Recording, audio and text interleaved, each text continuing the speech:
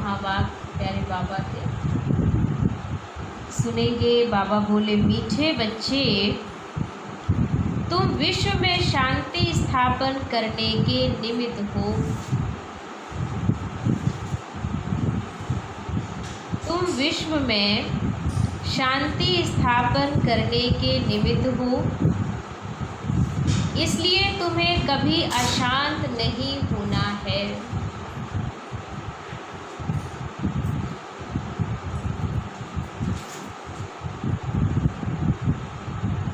इसलिए तुम्हें कभी अशांत नहीं होना है।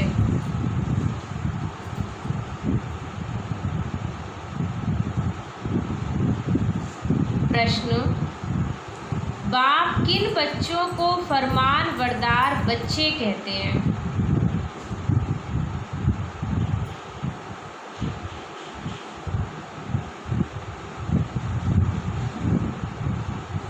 बाप किन बच्चों को फरमान बरदार बच्चे कहते हैं? उत्तर, बाप का जो मुख्य फरमान है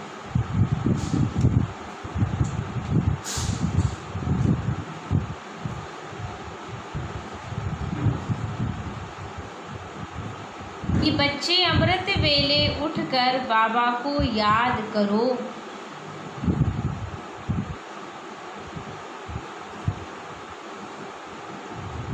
कि बच्चे अमृत वेले उठकर बाबा को याद करो। इस मुख्य फरमान को पालन करते हैं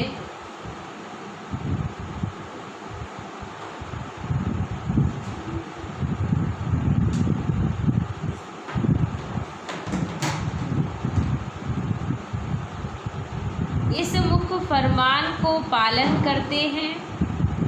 सवेरे सवेरे स्नान आदि कर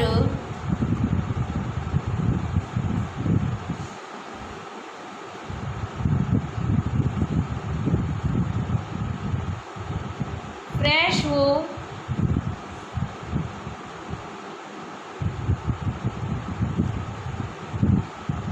मुकर्रर टाइम पर याद की यात्रा में रहते हो।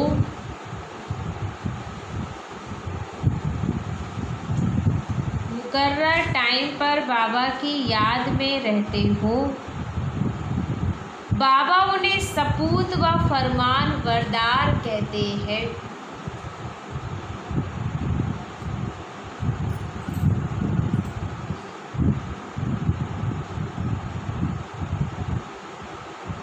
वही जाकर राजा बनेंगे।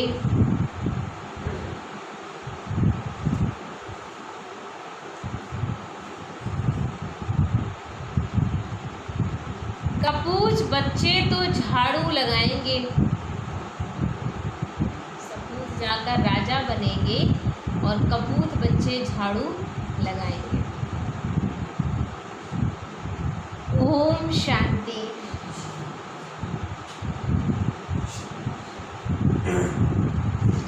इसका अर्थ तो बच्चों को समझाया है।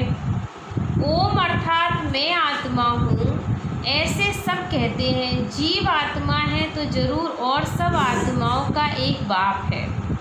शरीरों के बाप अलग अलग होते हैं, यह भी बच्चों को बुद्धि में है कि हद के बाप से हद का और बेहद के बाप से बेहद का वर्षा मिलता है।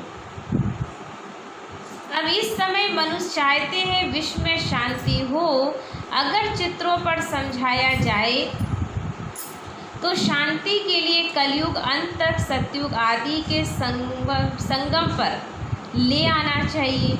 ये सतयुग नई दुनिया, उनमें एक धर्म होता है तो पवित्रता, शांति, सुख सब कुछ आपको वहाँ पर मिलेगा। किसी प्रकार की कोई कमी नहीं रहेगी। उनको कहा ही जाता है हेवन। ये तो सब मानेंगे कि नई दुनिया में सुख है और पुरानी दुनिया में दुख हो सकता है। इसको भी समझाना बहुत सहज है। शांति और अशांति की बात यहाँ विश्व पर ही होती है। वहाँ तो है ही निर्वाण धाम, जहाँ शांति अशांति का प्रश्न ही नहीं उठ सकता। बच्चे जब भाषण करते हैं तो पहले पहले विश्व में शांति की बात ही उठानी चाहिए। मनुष्य शांति के लिए बहुत प्रयास करते हैं, उनको प्राइज़ भी मिलती रहती है। वास्तव में इसमें दौड़ी दौड़ी करने की बात ही नहीं है। बाप कहते हैं सिर्फ अपने स्वधर्म में टिको तो विकर्म विनाश भी हो जाएंगे, और स्वधर्म में टिकेंगे तो शांति भी हो जाएगी। तुम हो ही एवर शांत बाप के बच्चे। ये वर्षा उनसे मिलता है तो उनको कोई मोक्ष नहीं कहेंगे। मोक्ष तो भगवान को भी नहीं मिल सकता है। भगवान को भी पाठ में ज़रूर आना पड़ेगा। कोई भी ऐसा नहीं है जिसे मोक्ष मिल जाए। मोक्ष माना जिसे सृष्टि पे जन्म मरण के चक्र में किसी पाठ में आना ही ना पड़े। भगवान को भी पाठ में ज़रूर आना। कहते कल्प कल्प कल्प के संगम युगे में आता हूँ, तो भगवान को भी मोक्ष नहीं है, तो बच्चे फिर मोक्ष में कैसे आ सकते हैं? ये बातें सारा दिन विचार सागर मंथन करने की हैं। बाप तो तुम बच्चों को ही समझाते हैं। तुम बच्चों को समझाने की प्रैक्टिस जास्ती शिव बाबा समझाते हैं, तो तुम सब ब्राह्मण ही समझते हो। विचार सागर मंथन तुमको करना है, सर्विस पर तुम बच्चे ही हो। तुमको तो बहुत समझाना होता है। दिन रात बस सर्विस में ही रहना है। एक धुन लगा दो, कुछ भी हो जाए, लेकिन हमें दिन रात बस सर्विस ही करनी है। म्यूजियम में सारा दिन आते ही रहेंगे। रात्रि को 10-11 तक कहाँ भी जाते हो। सवेरे 4 बजे से भी कहाँ कहाँ सर्विस करने लग पड़ते हैं। यहाँ तो घर है, जब चाहे तब बैठ सकते हो। सेंटर्स में तो बाहर से दूर दूर से आते हैं, तो टाइम मुकर्रर रखना पड़ता है कि इस समय से इस समय ही योग रहेगा। लेकिन घर परिवार में हर भाई बहन अपने तरीके से अपने टाइम अनुसार अपना टाइम सेट कर सकते हैं।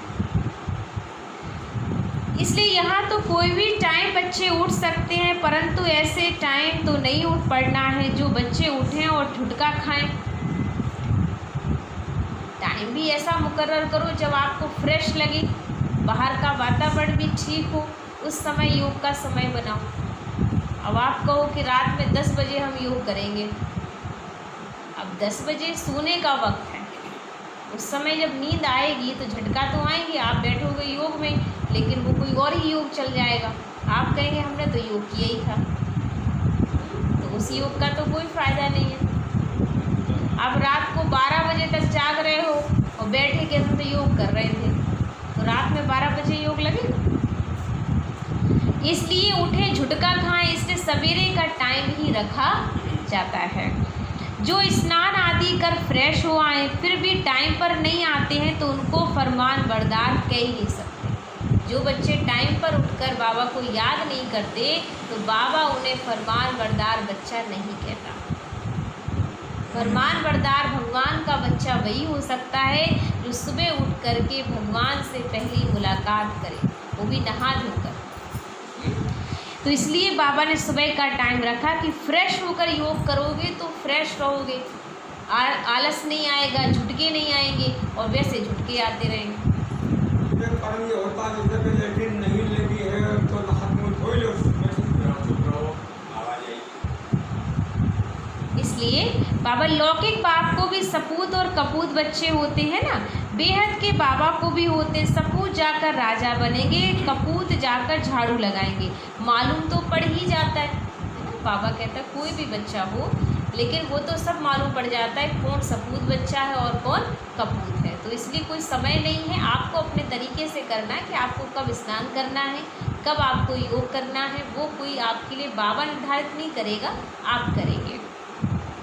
इसलिए कृष्ण जन्माष्टमी पर भी समझाया है, कृष्ण का जन्म जब होता है तब तो स्वर्ग है, एक ही राज्य होता है, विश्व में शांति है। स्वर्ग में बहुत थोड़े मनुष्य होंगे ना, वह है ही नहीं दुनिया, वहाँ अशांति हो ही नहीं सकती है। शांति तब है जब एक धर्म है, जो धर्म बाप स्थापन करते हैं, बाद में जब और धर्मों में आते हैं तो अशांति होती है, वहाँ है ही शांति। 16 कला संपूर्ण है ना, चंद्रमा भी जब संपूर्ण होता है तो कितना शोभता है। उनको फुल मून कहा जाता है। त्रेता में 4-5 कहेंगे खंडित हो गया ना, तो 2 कला कम हो गई हैं। संपूर्ण शांति सतयुग में ही होती है। 25% पुरानी सृष्टि होगी तो कुछ न कुछ खिट तो अवश्य ही होगी ही। सतयुग से बाबा कहते हैं धीरे धीरे करके जब आत्मा नीचे आएंगी पाठ बजाते तो खिटपिट तो होनी। कलाओं में फ़र्क पड़ेगा तो खिटपिट तो होगी ना, थोड़ी बहुत कमी रहेगी तो खिटपिट होनी है। घर में अगर हम मान लीजिए कि हमारे पास 5 कलाएँ हैं और छठवीं नहीं है, एक में 2 है, तो उनकी अपेक्षा जिसमें 6 हैं और इसमें 2 हैं तो फिर वहाँ खिटपिट तो होना स्वाभाविक है। इसलिए संपूर्ण शांति सतयुग में होती है। 25% पुरानी सृष्टि होगी तो कुछ ना कुछ खिटपिट अवश्य ही होगी। 2 कला कम होने से शोभा कम हो गई है। स्वर्ग में बिल्कुल शांति और नरक में है बिल्कुल अशांति। ये समय है जब मनुष्य विश्व में शांति चाहते हैं। इनसे आगे यह आवाज़ नहीं था कि विश्व में शांति हो जावे। अभी आवाज़ निकला है क्योंकि अब विश्व में शांति हो सकती है। आत्मा चाहती है कि विश्व में शांति होनी चाहिए। मनुष्य तो देह अभिमान में होने के कारण सिर्फ कहते रहते विश्व में शांति हो जावे। अब 84 जन्म अब पूरे हुए हैं तो ये बाप ही आकर समझाते हैं, बाप को ही याद करते हैं। वे कभी किस रूप में आकर स्वर्ग की स्थापना करेंगे, उनका नाम ही है हेवनली गॉड फादर। ये किसको भी पता नहीं है। हेवन की बातें कौन बता सकता है। जब बाबा आएगा तब बच्चों को हेवन के बारे में बताएगा। इसलिए बाप कहते बच्चे ये बातें तुम्हें कोई भी समझा नहीं सकता, है ना। हेवन किसे कहते हैं, कैसे रचते हैं। अब श्री कृष्ण तो रच ना सके, उनको कहा ही जाता है देवता। मनुष्य देवताओं को नमन करते हैं, उनमें दैवी गुण हैं, इसलिए देवता कहा जाता है। अच्छे गुण वाले को कहते हैं ना, यह तो जैसे देवता हैं। लड़ने झगड़ने वाले को कहेंगे यह तो जैसे असुर है। लड़ाई झगड़ा करता है तो बाबा उन्हें किस कैटेगरी में डालेगा। प्यार से रहेंगे तो देवता है और नहीं रहेंगे तो समझ सकते हैं क्या हो सकते हैं। तो हमें चिंतन करना है ऐसा कोई हमसे कर्म ना हो जावे। बच्चे जानते हैं कि हम बेहद के बाप के सामने बैठे हैं तो बच्चों की चलन कितनी अच्छी होनी चाहिए। अज्ञान काल में बाप का देखा हुआ है कि 6-7 कुटुंब इकट्ठे रहते हैं, एकदम छीरखंड हो चलते हैं। कहाँ तो घर में सिर्फ 2 होंगे तो भी लड़ते झगड़ते रहेंगे। तुम हो ईश्वरीय संतान, बहुत छीरखंड हो ही रहना चाहिए। सतयुग में छीरखंड होते हैं और यहाँ पे छीरखंड होना तो तुम सीखते हो तो बहुत प्यार से बच्चों को रहना चाहिए। बाप कहते हैं अंदर में जांच करो, हमने कोई विकर्म तो नहीं किया, किसको दुख तो नहीं दिया। ऐसे कोई बैठकर अपने को जांचते नहीं है, यह बड़ी समझ की बात है। तुम बच्चे विश्व में शांति स्थापन करने वाले हो। अगर घर में ही अशांति करने वाले होंगे तो शांति फिर कैसे करेंगे। लौकिक बाप का बच्चा तंग करता है तो कहेंगे यह तो मुआ भला, कोई आदत पड़ जाती है तो पक्की हो जाती है। ये समझ नहीं रहती है कि हम तो बेहद के बाबा के बच्चे हैं, हमको तो विश्व में शांति स्थापन करनी है। शिव बाबा के बच्चे ही अगर अशांत होते हैं तो शिव बाबा के पास आओ, वह तो हीरा है, वह झट तुमको युक्ति से बताएंगे ऐसे शांति हो सकती है। अब शांति का प्रबंध कर देंगे। ऐसे बहुत चलन देवी घराने जैसी नहीं है। तुम अब तैयार होते हो गुलगुल दुनिया में जाने के लिए, और यह है ही बच्चे गंदी वैश्यालय दुनिया। इनसे तो नफरत आती है। विश्व में शांति होगी तो नई दुनिया में संगम पर ही हो सकती है। अब यहाँ शांत रहे बनने का पुरुषार्थ करते हैं, पूरा पुरुषार्थ नहीं करते हैं तो फिर सजा खानी पड़ेगी। मेरे साथ तो धर्मराज भी बैठा है ना। जब हिसाब किताब चुकतू होने का समय आएगा तो खूब मार खाएंगे। कर्म का भोग ज़रूर होगा, बीमार होते हैं, वह भी कर्म भोगे। बाप के ऊपर तो कोई है नहीं, समझाते हैं बच्चे गुलगुल बनो तो ऊंच पद पाएंगे, नहीं तो कोई फ़ायदा नहीं। भगवान बाप जिसको आधा कल्प याद किया उनसे वर्षा नहीं लिया, तो बच्चे किस काम के। परंतु ड्रामा अनुसार यह भी होना जरूर है। तो समझाने की भी युक्तियाँ बहुत है। विश्व में शांति तो सतयुग में ही थी, जहाँ ये लक्ष्मी नारायण का राज था। लड़ाई भी ज़रूर लगेगी क्योंकि अशांति है ना। कृष्ण फिर आएगा सतयुग में, कहते हैं कलयुग में देवताओं का परछाया नहीं पड़ सकता है। ये बातें तुम बच्चे ही अब सुन रहे हो।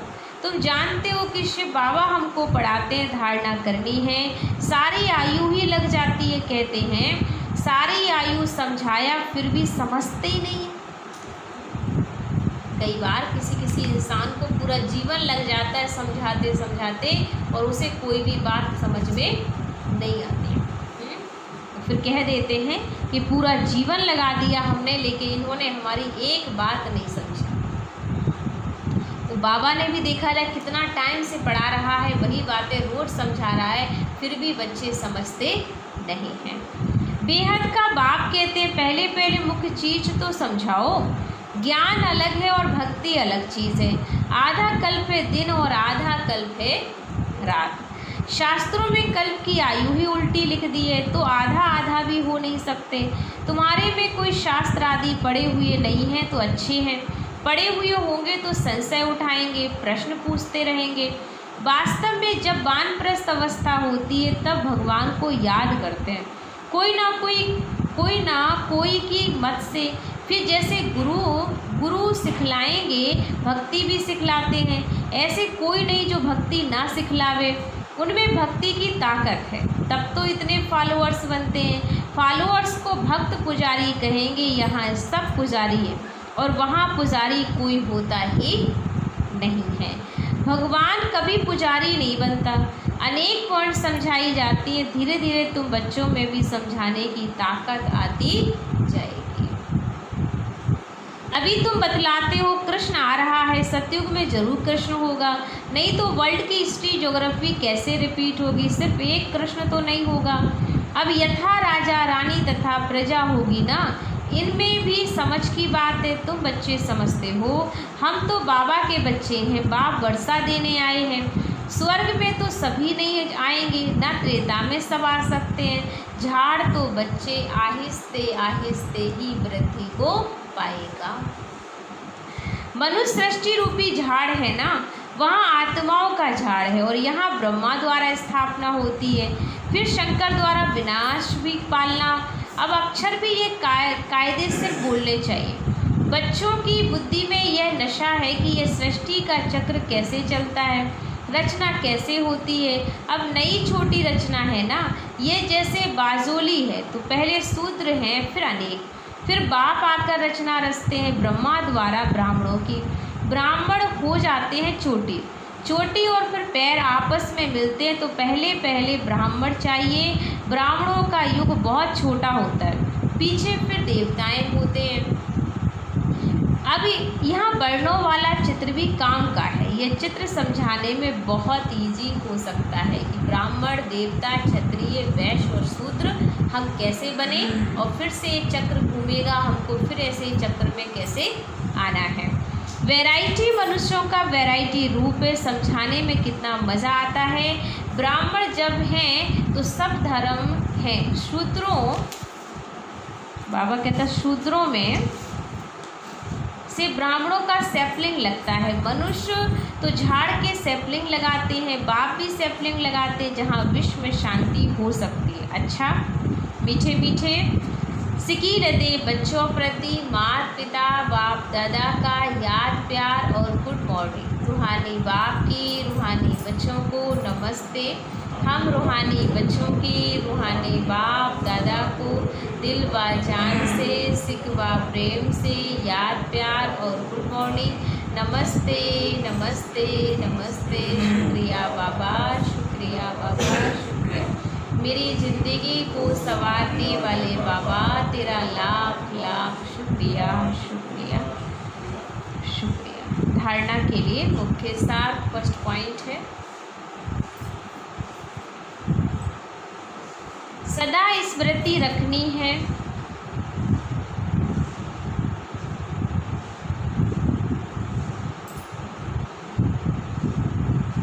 ईश्वरीय संतान हैं।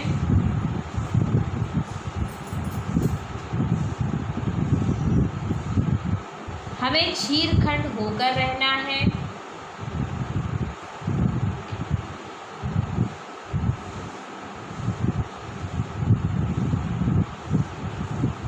किसी को भी दुख नहीं देना है।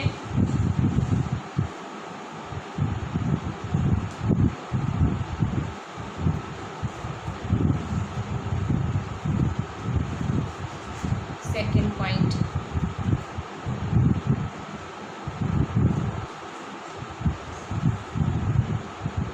अंदर में अपनी जांच करनी है।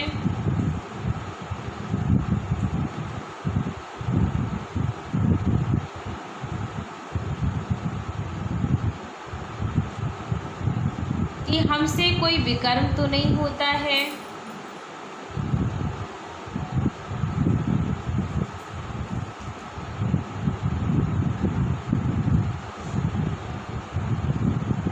अशांत होने तथा अशांत होने तथा अशांति फैलाने की आदत तो नहीं है।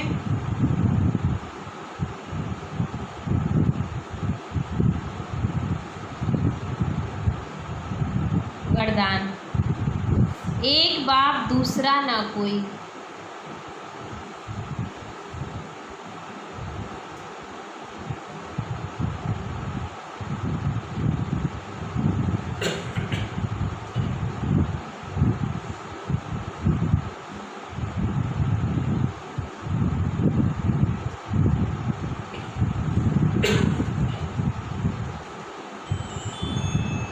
इस स्मृति से बंधन मुक्त योग युक्त भव।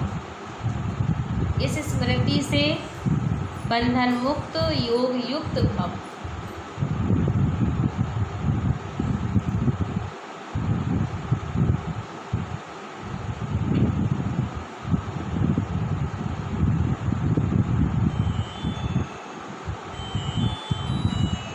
स्पष्टीकरण, अब घर जाने का समय है।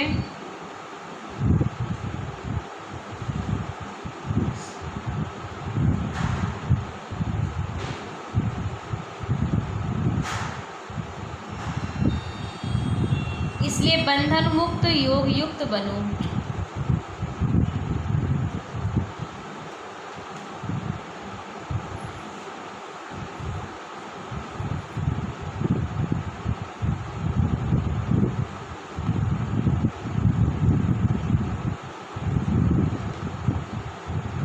बंधन मुक्त अर्थात लूज ड्रेस, टाइट नहीं।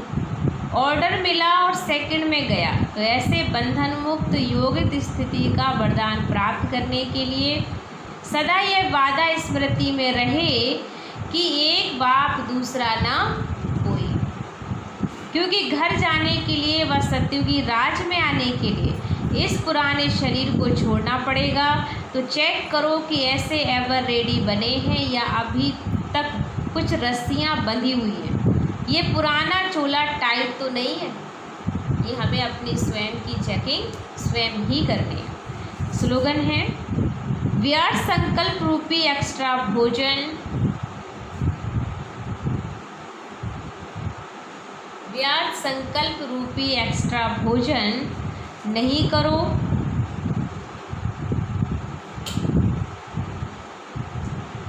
तो मोटेपन की बीमारियों से बच जाएंगे। व्यर्थ संकल्प रूपी एक्स्ट्रा भोजन नहीं करो तो मोटेपन की बीमारी से बच जाएंगे। बहुत ही सुंदर बाबा ने एग्जाम्पल लेते हुए बात रखी हमारे बीच में कि जैसे व्यर्थ संकल्प हुए, एक वो भोजन है जो हम कर लेते हैं जिससे कि इतनी दुनिया में भी खाना अगर आप व्यर्थ खा रहे हो, उल्टी सुल्टी चीज़ें खाएंगे आप, तो आपका मोटापा बढ़ेगा। इसलिए कहते हैं अच्छी चीज़ें खाइए। तो वैसे ही बाबा कहता है कि बच्चे जो अच्छी बातें ही उठाइए, पॉजिटिव। व्यर्थ की बातें उठा के कचरा अपने अंदर डालते रहोगे मन के अंदर, तो आप मोटे होंगे। मोटे माना यहाँ पे मोटापा शारीरिक मोटा नहीं होता, यहाँ पे मोटापा हमारा क्या होता है, हमारा सिर भारी हो गए, विचारों से इतना बड़ा बोझ हम अपने सिर पे रख लेते हैं कि हमारा फिर हमें खुद ही उठाया नहीं जाता, कि हम इतने मोटे हो जाते हैं कि हमें अपना चलना फिरना भी मुश्किल होता है। वैसे ही दुनिया में भी जब मोटे हो जाओ तो चलना फिरना मुश्किल हो जाता है। तो स्थूल शरीर मोटा होगा तब भी दिक्कत है, और व्यर्थ संकल्पों का स्टॉक इकट्ठा कर लिया अंदर तो भी दिक्कत है। इससे अच्छा होगा कि हम व्यर्थ से अपने आप को हमेशा मुक्त रखें, तभी हम अपने ज्ञान योग में हमेशा उड़ता पंछी बनकर उड़ेंगे भी और औरों को उड़ा भी सकेंगे। ओम शांति। चले 2 प्लेट बाबा की याद में बैठेंगे।